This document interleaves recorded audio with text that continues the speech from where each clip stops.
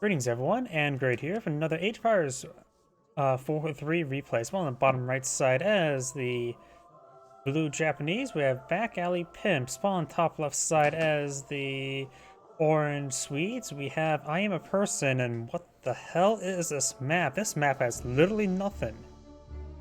Okay, we do have a shipment, survival. This is some sort of map where just literally nothing.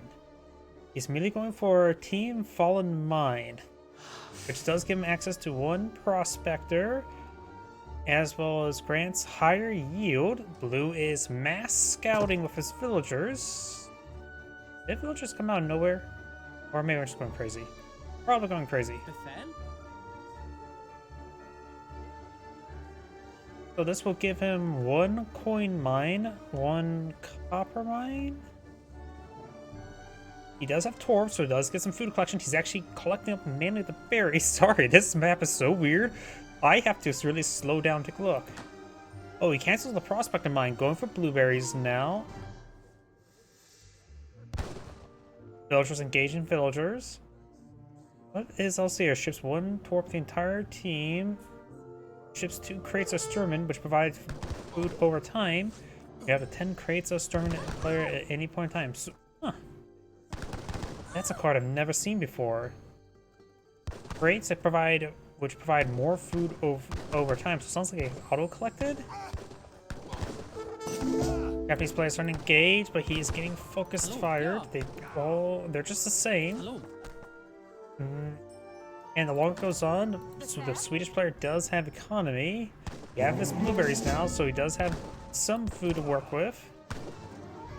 And it does have ship available, going for the Wriggle Constructions. The rest of the game, you get a small trickle of wood and riches you and it goes for the entire team, as well as improve wood collection yield, not collection rate. That would be useful. So we got mass villagers versus mass villagers. We got 7 villagers versus 8 villagers, so the Japanese player has more villagers here. He's going for shipment of crates of food. That doesn't seem that useful to me, but it does make them cheaper. That's maybe one reason why he's going for them. Going for a large amount of food. The Swedish player is not building on villagers, which may be an oversight. He has 200 food. He may be just trying to age up. You can't collect these blueberries. No, you can collect blueberries there. So he's trying to steal his opponent's blueberries. Town center does not do bonus damage to villagers, or less damage. And that's the range of the town center. Maybe a good idea to garrison town center. Villagers have 3 damage attack, and one villager in there will provide 9 damage. So yeah, I think it's just generally better just garrison town center.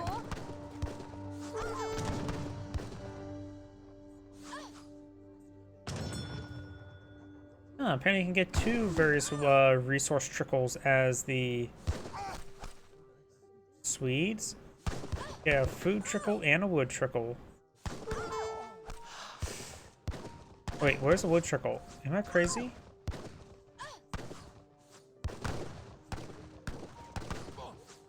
Maybe it's bugged out. We can't see all the cards. I don't see frugal constructions. Maybe I'm just going crazy. Trying to steal more of these berry bushes there. Remember as well, villagers have higher DPS in melee. I still think it's a good idea just to garrison town center. The DPS is much higher. That villager does need to stay in the town center. It has 18 damage per strike. Does ×2 damage versus villagers as well. So it is probably better just to stay garrison inside the town center. And put your additional torps on the backside. The Japanese player does have a decent amount of food, but needs another crate. All shrines producing food, but what shrines? Unless my Twitch crashed on the other computer. It's going for shimmer food, so that will allow them to age up. What would be a good first structure? Chinese have free production buildings, which would be great, but I don't know what would be good. Porcelain Tower's Chinese.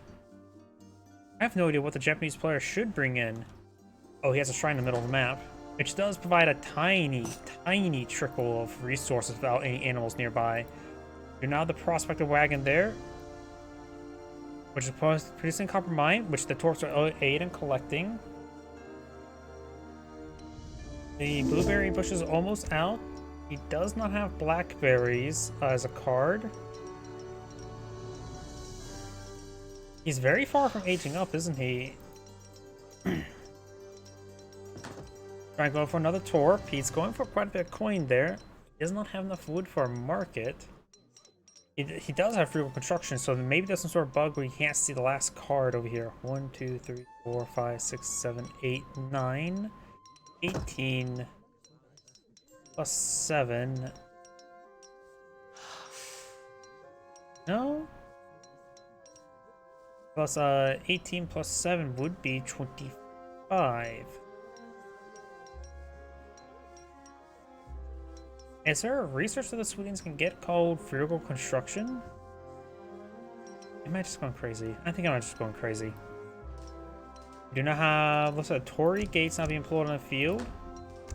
The Torii Gates, which will give him 1 military rickshaw and 1 samurai. The samurai can be useful, but the town center, it does provide some decent AoE effect. This is overall bad placement there by the Swede. You probably should put everything behind the town center and have it as a fortress. So now he has a samurai and a military rickshaw. He can get out of barracks. He's confused how his opponent got resources. Crates. Just crates.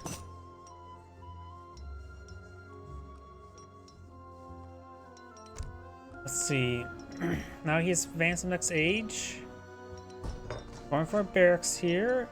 Diplomatic intrigue's not going to be useful. Lesser amount of wood. That's not going to be useful. Resource crates will be very useful. Times 2 villagers, actually not. I have no idea what to do. Wood crate to get out rice paddies. Because that will give him a place for all his villagers to work. He has 8 villagers, and a single rice paddy can support up to 10 villagers working. The samurai has took quite a bit of damage there. Does bring the militia. He's still age 1. So the Japanese player is in an increasingly good position, but there's prospect in mind. Collective coin, he doesn't have a market. He needs to get a market to buy food. We're going to see what this crate though, the strumming, whatever it's called. 100 food? Oh wait. So the longer it sits there, the more food it collects over time?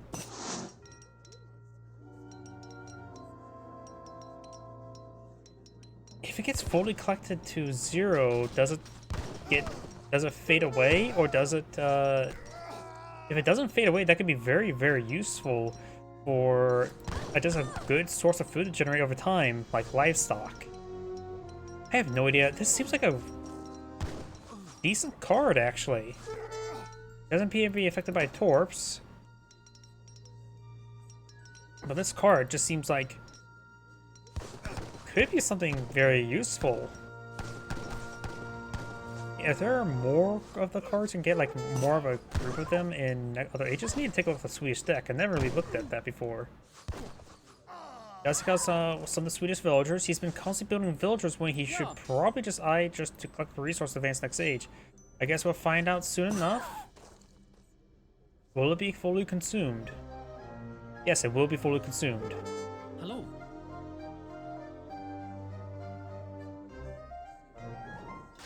But in theory, if you were to collect from it and then not collect from it, but the problem with auto collection will sort of ruin that sort of idea. If I would rework the card, I would probably actually make it so it doesn't get fully consumed. It could just be a constant resource generation. It sounds actually overpowered though if I put it like that. Got a good number of musketeers. Cutting down some villagers. The town center does have decent damage output. The corpse are providing some coin collection. He does not have enough food to age up. He may want to go for the cold burtism. How do you pronounce that? and so he can advance the next age. And that food trickle will be useful in order to get out. He needs to get built for a market. He needs to age up. He literally is not going anywhere. His opponent is not really going anywhere either. Has a shipment available. He does have a handful of villagers. He's going for a shipment of wood, send them back home so get out a rice paddy can be very useful. At this point in time, the town says it's hard to crack, but he's in a great position.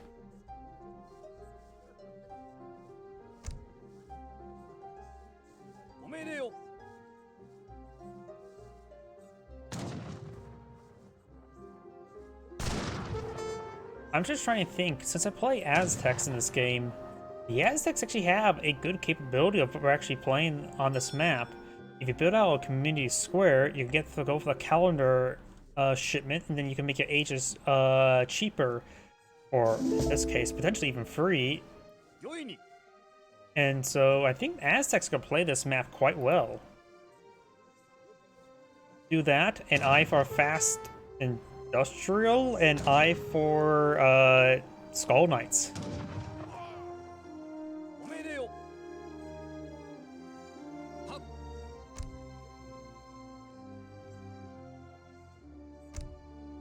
He's not collecting the wood back here. He is going for a rice paddy. Oh, I just realized something as well. Both players don't start with Explorer either. Weird. Can you pay 100 coin for a ransom to get an Explorer? Would that even be worth it? This map is really making me think.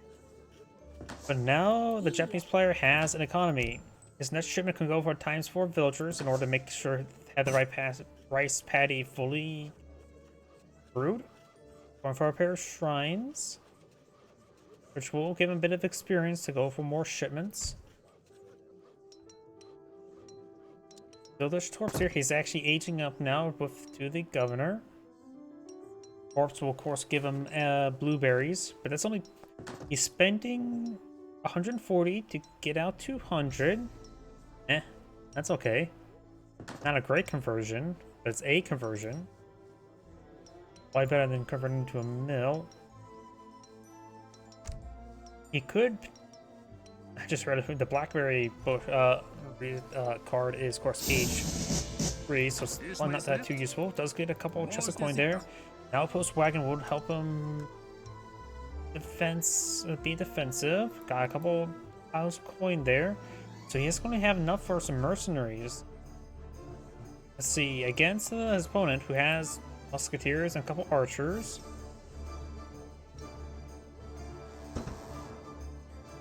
Shock riders, they may not be good.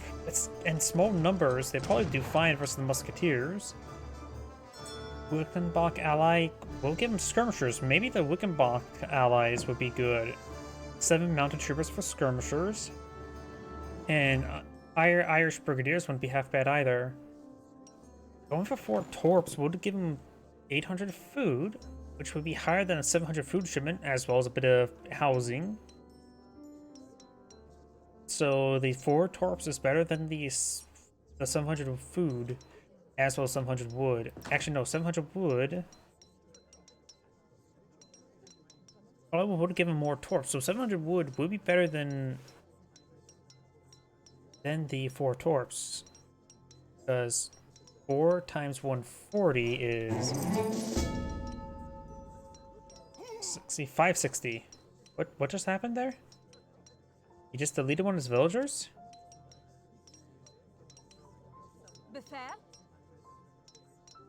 Am I stupid? Why would he delete a villager?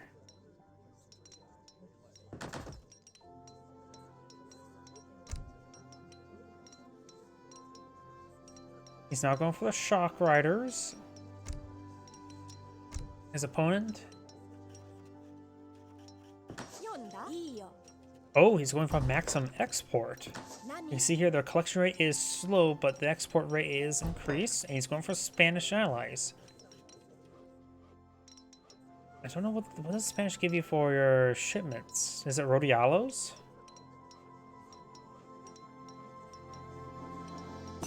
Warp going on up. Shock Riders. Rotary Islands will be useful for Shock Riders. They have a good charge attack.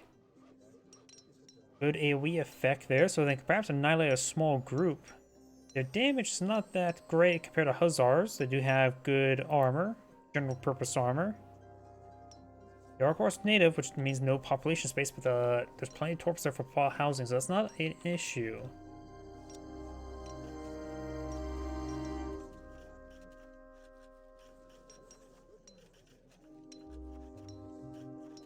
So,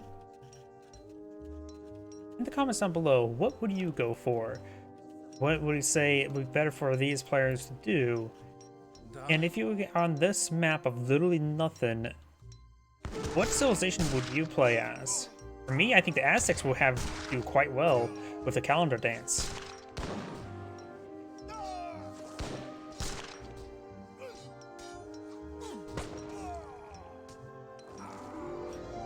Those forces got annihilated. The Shock Riders, even though the Musketeers can defend themselves, it's just that they were there in small numbers, and all of them are vetted, and we got one elite veterancy or heroic veterancy.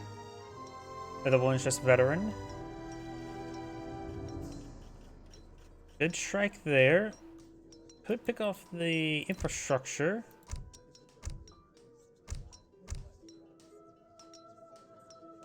And now we've got a church going on up. He's eyeing for church improvement. Does give an experience trickle, so that's actually probably the reason why he built the church. He's going for a priest to heal up the Shock Riders. Very nice. Expensive investment, but the experience will put a return on investment, as well as the priest costing what, 100 gold plus the cost of the church itself is 150, so that's 250 resources. And the Shock Riders, cut them half health. Let's assume you get value of 1 Shock Rider in return, which is 200. And not to mention they're all veterans as well, so it will be a net, not lost, not gained, more or less equal. But the additional experience will be useful, that's for sure.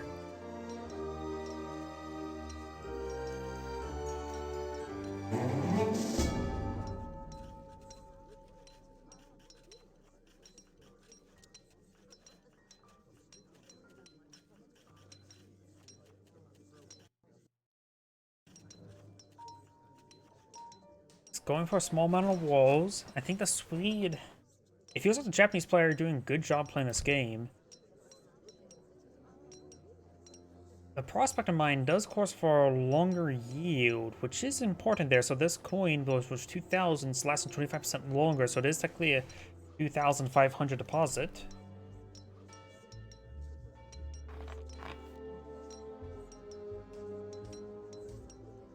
And now he's going for the Dominions, get extra torps. Like I said, the wood will be much better. Not only will give you more torps, but also give you some experience upon building those torps.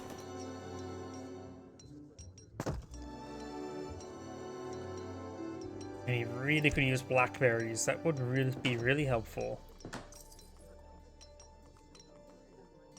You know, I do have a little bit of my dinner, so I haven't finished eating. It's a bit of a late start for my stream, so I'm going to be munching while casting this replay. It's not like it's being all too aggressive.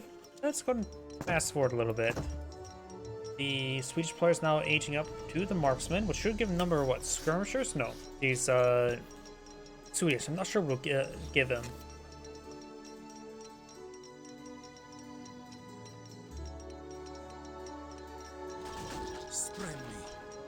They have 19 siege damage, which is not that great. The veterancy will improve the charge back, looks like. Or it looks like improve the attack speed.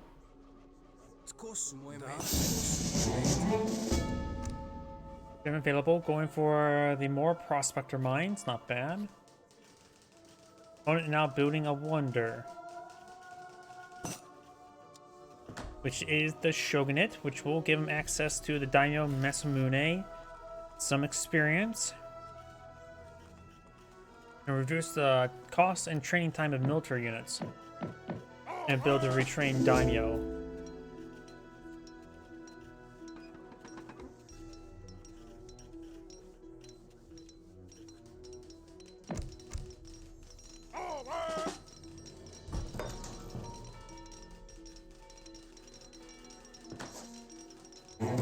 Shock Rider is now pushing away forward. A number of musketeers here. And he is still maintaining maximum export. It's yet not a really great value of export. I don't know if that's a good call.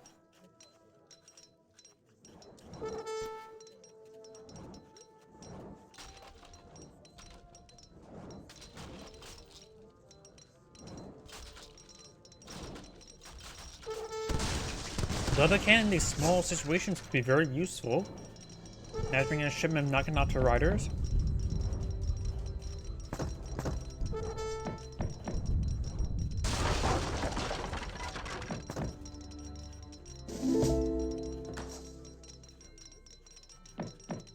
Seven out of 10, 3 out of 10. He has 10 villagers in total. He's not been maintaining production of villagers, has he? Naginata riders do take a volley there. They does speed off a couple. Trying to push forward. Musketeers engaging as well. Does take out one of the leather cannon. Very good. Finds exposed villager there. Taking that out could be very useful. Got quite a bit of torps here, and 3 copper mines have been pulled in the field. The copper mines will be slowly collected on up. I would say rapidly, but there's just such little villagers on the field. 10 versus 14. 2 are idle, going for some coin. Trying to bring in some mercenaries. So this is some sort of mercenary deck. Now realizing it. Some Swiss pikemen probably be pretty good. They have good siege damage and able to really take out the Naginata riders.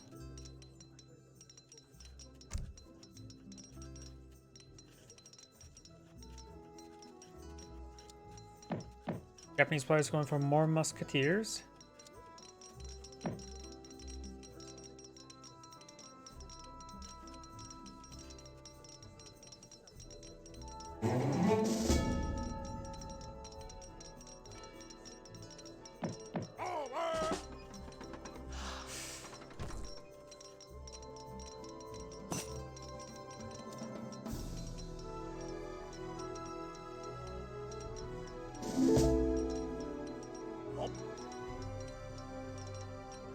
Flaming arrows would be useful.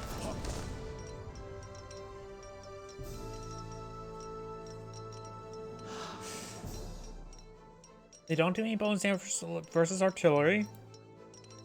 They do have decent damage compared to leather cannon. Shock Riders push away forward. We got now giant grenadiers, which I disagree. I think those Swiss pikemen would be better in this situation.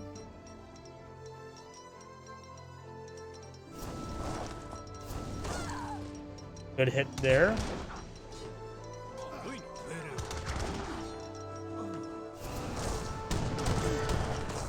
Does take out one of the flame arrows there. Leather cannon not being cops on by the Naginata riders. All the flame arrows will go down. Giant grenadiers are like a musketeer with lower multipliers with higher base damage.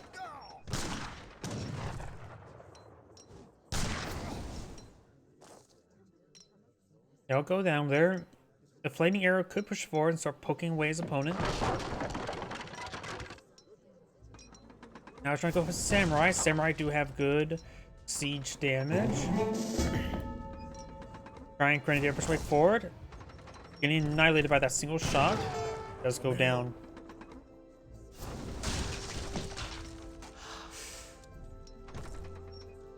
Seven villagers, another round of them will be very useful. He will have up to 20 villagers, which will max out his rice paddies.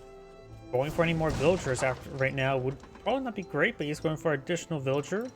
Additional villager for building stuff could be useful, however. The Spanish are still selected.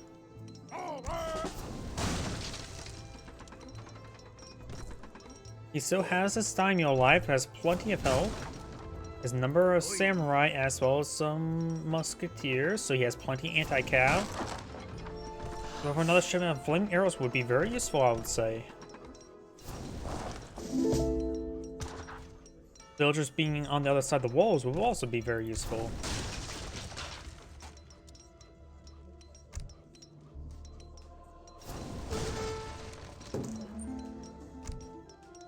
Now got a saloon, which also has a bit of a coin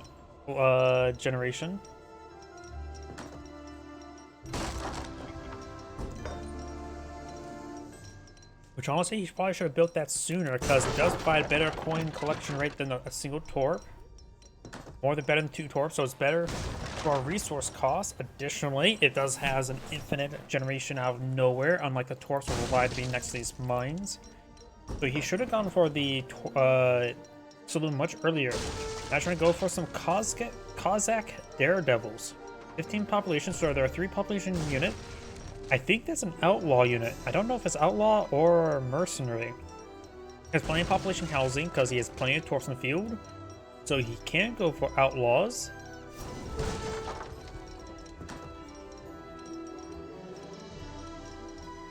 That torp has been torched. Now I got the improved wall upgrade for some reason. Cossack daredevils. They are outlaw. 17 damage, 1 attack speed. So they are a hussar that's cheap and high DPS. And they also do bonus damage versus cavalry. They are classified as heavy cav, as well as outlaw. Interesting item. We got samurai on the field. Samurai will be very effective versus them. All the Naginata Riders are dead. Trying to go for the flaming arrow. Samurai has to be very, very careful to make sure the flaming arrow doesn't go down. He could eye from those shimmer flaming arrows. Going for more samurai now. Now he has a good number of Cossack daredevils. He's not paying attention, and there goes the flaming arrow. And that was basically a free pick. He may still have a priest alive. It looks like the priest may be dead.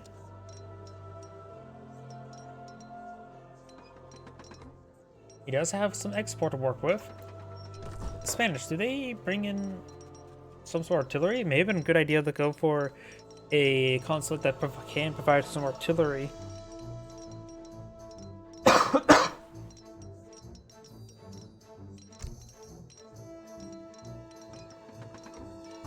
We do not have a proxy castle not being deployed on the field. Can't say that's a good or bad idea.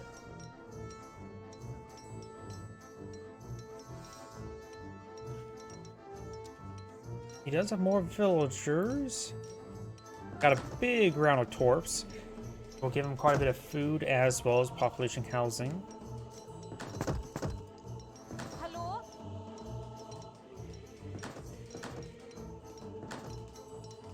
Yeah, these blueberry bushes will not last very long. You can see this one's being double teamed while this one's not being touched.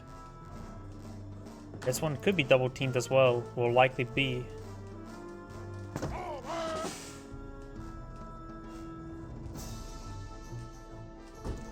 More Cossack daredevils, so it's probably a good idea to go for more samurai. If this one's being doubled as well. Nope, it's not. He does have, of course, this castle here. Trying to build out more flaming arrows, bringing a shipment of wood. 1,000 wood. He probably could go with another rice paddy, and then probably eye for another round of villagers. Actually start building villagers. Looks like they're all being taxed on coin. I was trying to start providing a bit of wood. Flaming arrow start getting some chip damage onto the wall, looks like. And the Cossacks do not want to get close to these samurai. They only have a 75% damage increase, but their base damage is really high, so they will do over 50 damage per shot. Wait, oh, Cossack daredevils can dismount into a musketeer variant?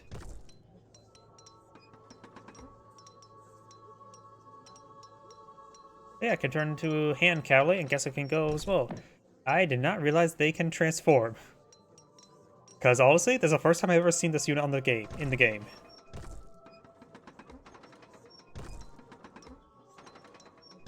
And attack is, of course, still quite good. Its range attack is still fast.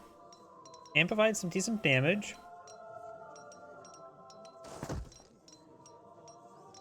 They have now remounted. And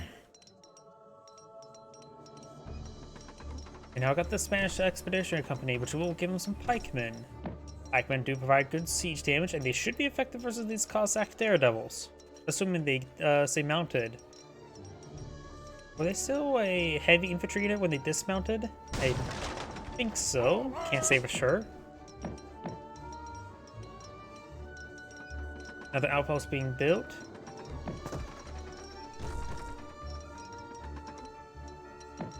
More flaming arrows now being deployed on out of the field.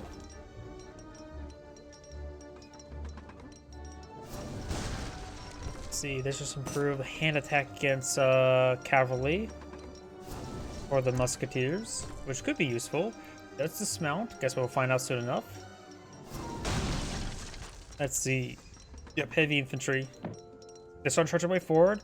They will receive bonus damage. There's not paying enough attention. Couple musketeers there. The flame arrows need to start hitting the outlaws.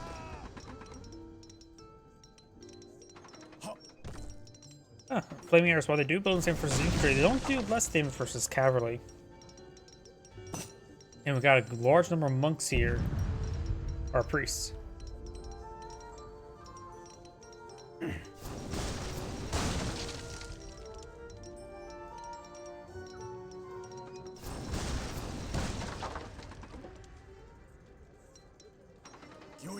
This flaming arrow, bad pathing, but does not take any damage there.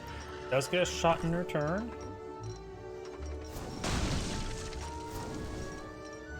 Alright, push his way forward. His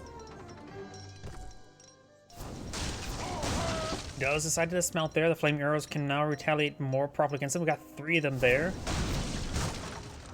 He does wait until they reload in. And now here comes a good volley of them. They do provide a decent experience bounty for the Japanese player.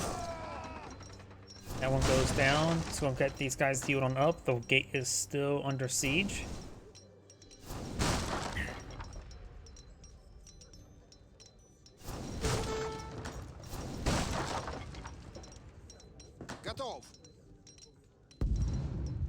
Almost all of these guys are healed up. Just one guy not healed up. We do have another round. Oh no, those are Centaur horsemen. Those are super heavy cavalry. Which, against this force, not going to be that great. Light cavalry may be actually better in this situation, since his basic is a force of melee units. And he only have to worry about the flaming arrows retaliating, and he could simply kite around. Villagers not getting hit, he's just taking some shots against the villagers. Outposts do less damage versus siege weapons or siege units, which flaming arrows should be classified as. Nope, they're not. They do have 75% range resist.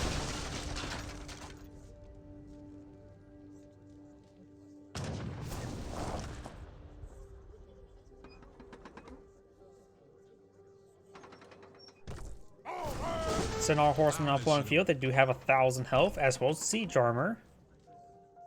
And they do ×2 versus artillery. They have a good amount of bulk, but we do have a good amount of anti-cav here. Howdy. I'm not playing, I'm just casting. We do not have a 4th flaming arrow now on the field.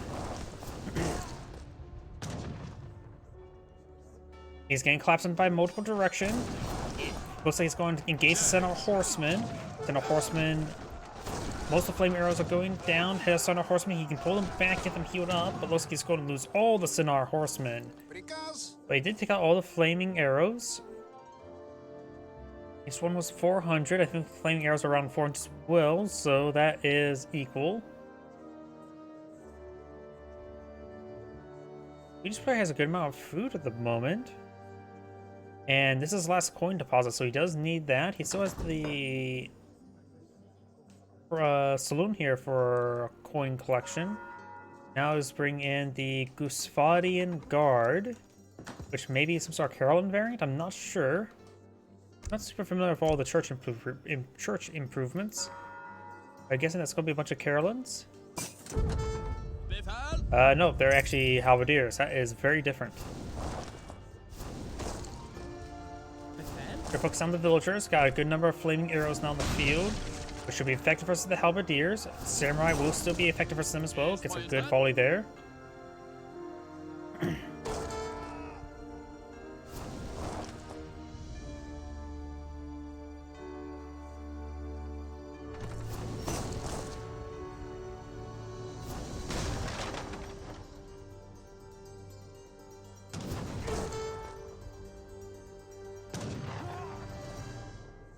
Does see some damage there, going to try to torch down the walls.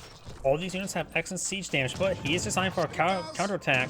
He does get inside of his town center, and the castle does do bows versus cavalry. He does bring in the irregulars. Irregulars do as well as sentries. The Japanese players should be fine at home. Halberdiers charging way forward, trying to hit those flaming arrows. When the villagers getting hit, does take out one of the flaming arrows there. And Gundam starting being focused down. There goes all the halberdiers. The rest of the cavalry's falling back. The Swedish player has 2 villagers remaining, while the Japanese player still has 21 villagers. Couple more halberdiers, and I think this is going to be game over for the Swede.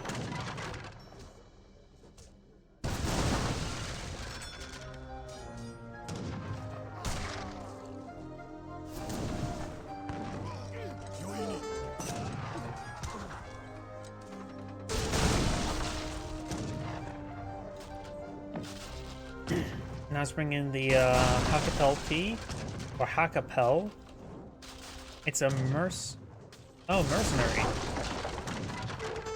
Heavy cavalry mercenary from Finland, which is maybe a Hakapel T's variant, maybe a light cavalry.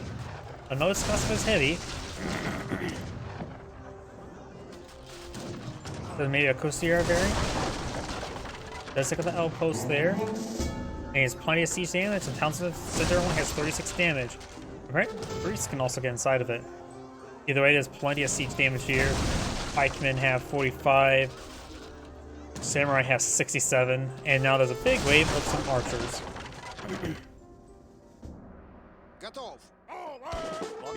Against the Halkapels. Holy crap, that is a large amount of damage. They have 121 damage. But less health than Hussar. What is that unit? That is definition of a glass cannon. Hey, that's 3 population. 300 coin, 3 population.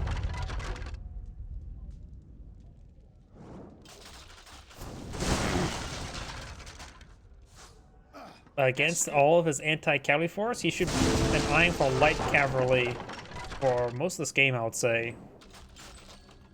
Oh, we got the coin being collected by the Torps.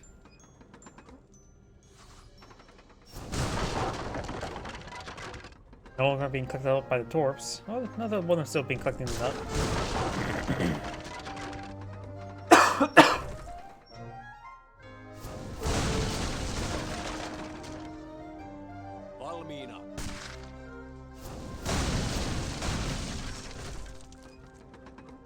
He is going to engage. All of his cavalry turning right forward, and the cavalry will be annihilated.